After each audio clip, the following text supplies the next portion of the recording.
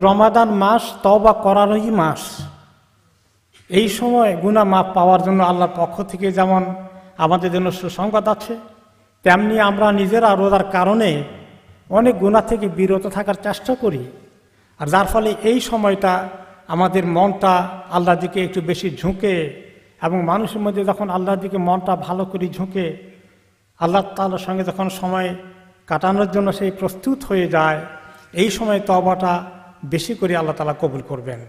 সেই জন্য আমরা এই তওবার একটু বিষয়ে বোঝার চেষ্টা করি যে কীভাবে তওবা করলে আল্লাহ তাআলা আমাদের তওবাকে কবুল করবেন। প্রথমত আল্লাহ তাআলা কোরআনে পাকে বলেছেন সূরা জুমারের 53 নম্বর আয়াতে, হে নবী, আপনি বলে দিন আমার বান্দাদেরকে যারা নিজেদের উপরে অনেক অন্যায় আচরণ করেছে, গুনাহ বেশি করে করতে করতে সীমা লঙ্ঘন করেছে, তারা যেন এখন হতাশ না হয়ে যায়, আপনি এই সুসংবাদ তাদেরকে দান করেন যে নিশ্চয়ই আল্লাহ তাআলা সমস্ত গুনাহকে মাফ করেন। তিনি অনেক ক্ষমাশীল, তিনি অনেক দয়ালু। আমরা যে গুনাহ করি আল্লাহ তাআলা জানেন, এবং তিনি আমাদেরকে এই সুসংবাদ দিচ্ছেন। এটা শুধু নেককারদের জন্য নয়, বরং এখানে তিনি গুনাহগারদেরকে ডেকে বলেছেন, যারা গুনাহ বেশি করে করে, এত অনেক বেশি গুনাহ করেছে, তাদেরকে ডেকে তিনি বলছেন যে তিনি গফুর এবং রাহিম। এই যে রমাদান আসছে, এই রমাদানে আমরা তওবা করব বেশি করে। তওবা ব্যাপারে প্রচুর আয়াতে আল্লাহ তাআলা বলেছেন, উৎসাহিত করেছেন, যে ব্যক্তি নিজে অন্যায় করার পরে তওবা করে ফেলে এবং নিজেকে সংশোধন করে নেককার হওয়ার চেষ্টা চালায়, তাহলে আল্লাহ তাআলা তাকে তার তওবা কবুল করে ফেলবেন। তিনি নিশ্চয়ই ক্ষমাশীল এবং তিনি অনেক দয়ালু। তিনি আরেক জায়গায় বলেছেন, আমি যে তওবা করে আমি তার গুনাহ অনেক বেশি করে মাফ করে দেই, এবং পরে সে তওবা করে ঈমানকে মজবুত করে, নেক আমল করে, হেদায়েতের পথে চলে আসে। অনেকগুলো আয়াতে আল্লাহ তাআলা এইভাবে বলেছেন, তওবা করার জন্য আমাদেরকে ডাক দিয়েছেন। তিনি তার নামের মধ্যে রেখেছেন তাওয়াব। তাওয়াব হচ্ছে যিনি তওবা কবুল করেন, আল্লাহ তাআলার পক্ষ থেকে বেশি করে যিনি কবুল করেন তিনি হচ্ছেন তাওয়াব। আর বান্দাদের মধ্যে যারা বেশি করে তওবা করে তারাও তাওয়াব। তো আল্লাহ তাআলা নিজের একটা নাম, একটা সিফাত রেখে দিয়েছেন তাওয়াব, যিনি বেশি বেশি করে গুনাহ তওবাকে কবুল করেন। একটা হাদিসে রাসূলুল্লাহ সাল্লাল্লাহু আলাইহি ওয়াসাল্লাম বলেছেন যে আল্লাহ তাআলা বান্দার রাতের বেলা হাত প্রসারিত করেন তার দিনের তওবাগুলোকে মাফ করে দেওয়ার জন্য, দিনের গুনাহগুলোকে মাফ করে দেওয়ার জন্য, এবং তিনি দিনের বেলা হাত প্রসারিত করেন যে ব্যক্তি রাতের বেলা অনেক গুনাহ করেছিল এখন তওবা করে। এবং এই কাজ চলতে থাকে যতক্ষণ পর্যন্ত না পশ্চিম দিক থেকে সূর্য উদিত না হয়। কিয়ামতের আগে সূর্য পশ্চিম দিক থেকে উঠবে, তখন তওবার দরওয়াজা বন্ধ হয়ে যাবে। তার আগ পর্যন্ত আল্লাহ তাআলা আমাদের তওবা কবুল করবেন। এটি হলো পৃথিবীর সময়, এই শুরু থেকে তওবা কবুল করার দরজা আল্লাহ খুলে রেখেছেন, বন্ধ করছেন না। একমাত্র কিয়ামতের আগে তিনি বন্ধ করে দেবেন। আর দ্বিতীয়ত, যতক্ষণ পর্যন্ত আমাদের জীবন আছে, মৃত্যুর সঙ্গে আমরা পাঞ্জা লড়ছি না, মৃত্যুর সাকারাত আমাদের সামনে আসেনি, তার আগ পর্যন্ত আল্লাহ তাআলা তওবা কবুল করবেন। কিন্তু যখন আমরা শেষ মুহূর্তে আল্লাহর কাছে চলে যাওয়ার জন্য টের পাচ্ছি যে এখনই আমার জান চলে যাবে, আমি মরে যাচ্ছি, তখন আমি অনেক তওবা করার চেষ্টা করব। শেষ নিঃশ্বাস যখন টানাটানি শুরু হয়ে যায়, শেষ দম টানাটানি যখন শুরু হয়ে যায়, ওই তওবা আল্লাহ কবুল করেন না। তখন কিন্তু সমস্ত মানুষ তওবা করতে অস্থির হয়ে যাবে। ফাসিক, কাফের, মুশরিক, বেদিন, সমস্ত ইহুদি নাসারা সবাই তওবা করবে তখন। তো এই তওবাটা ওই তওবা কবুল হবে না, যে কারণ মালাকুল মউত এসে গেছে, শেষ নিঃশ্বাস শুরু হয়ে গেছে। এই সময় তওবা দরজা বন্ধ হয়ে যায়। এখন আজকে এই সময়, ওই সময়টা আসার আগ পর্যন্ত আল্লাহ তাআলা তওবার দরজা খুলে রেখেছেন।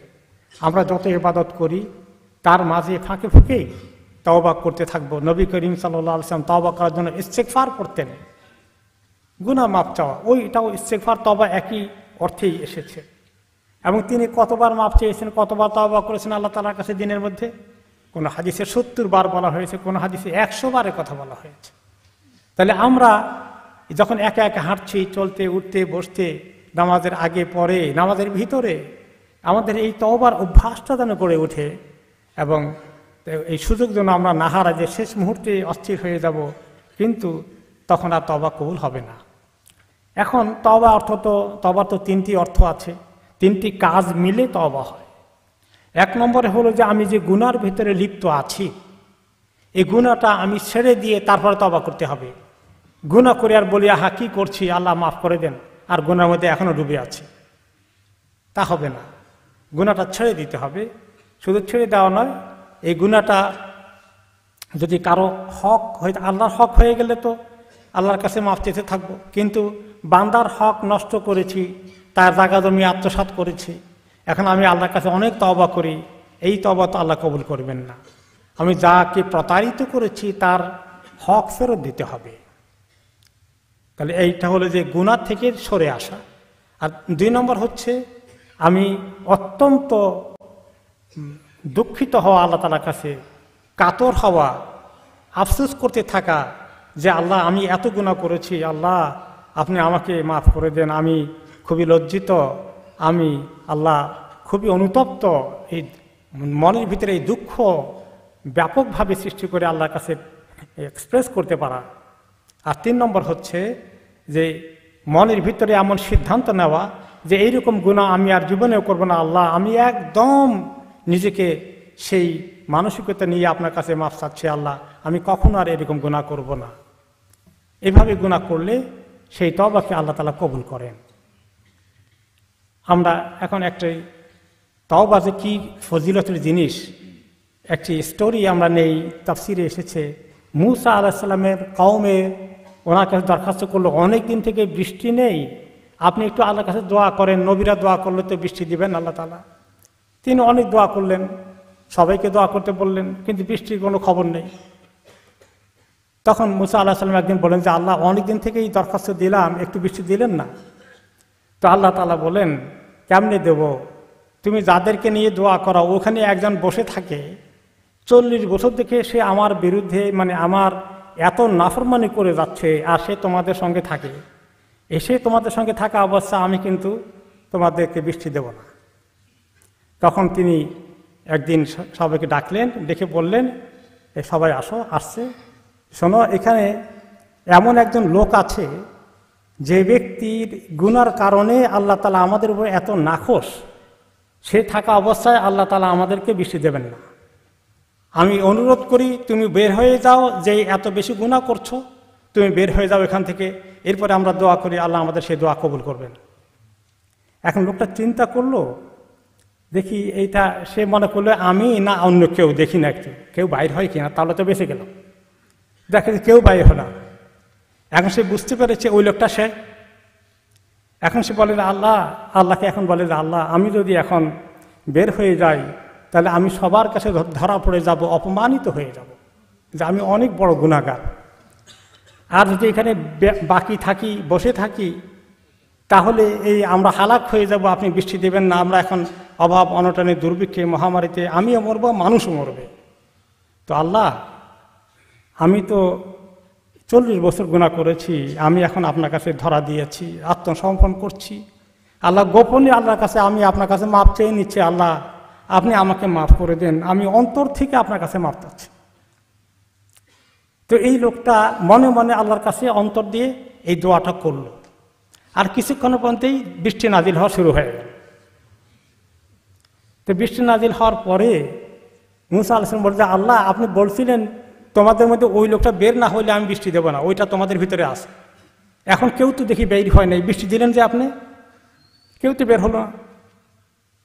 তখন বলে যে আছে, সেই এমন তওবা করেছে, ওই ব্যক্তির এই গুনার কারণে বৃষ্টি বন্ধ করেছিলাম, তার তওবার কারণেই আবার বৃষ্টি দিয়ে দিলাম, তার মানে তার তওবা কবুল হয়ে গেছে।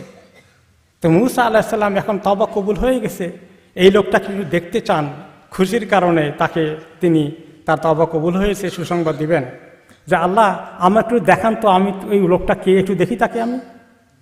তিনি বলেন, মুসা 40 বছর সে আমার গুনাহ করলো, গোপনেই করেছে, তোমরা জানোনি, আর এখন গোপনে তওবা করে ফেলেছে, আমি এখন তাকে তোমাদের কাছে ধরিয়ে দেব না। তো আল্লাহ তাআলা তওবা কবুল করলে কি অবস্থা হয়, কি শান হতে পারে। এই তওবাটা আমরা কি কি গুনাহ করি, খালি আস্তাগফিরুল্লাহ পড়লে তো হবে না। কোন কোন গুনাহ করেছি ছোটকালে, যুব বয়সে, তারপরে মধ্য বয়সে, বুড়ো বয়সে, সবগুলো বড় বড় গুনার কথা মনে করি, আল্লাহর কাছে চোখের পানি ফেলি, আল্লাহ তাআলা আমাদের তওবাগুলোকে কবুল করে ফেলবেন।